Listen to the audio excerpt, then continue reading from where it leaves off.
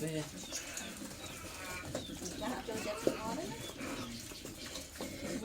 thì mà đấy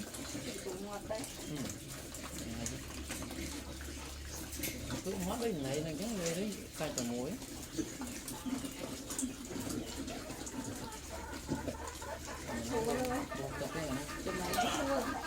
muối á làm muối gì đấy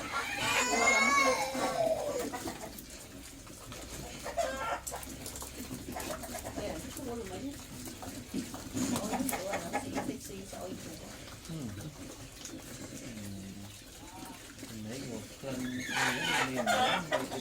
thở anh đi cân chua lên mềm này cân tới cái này ổn nè còn nó nắng như tao nè tao á tao dễ ở đây mà đây á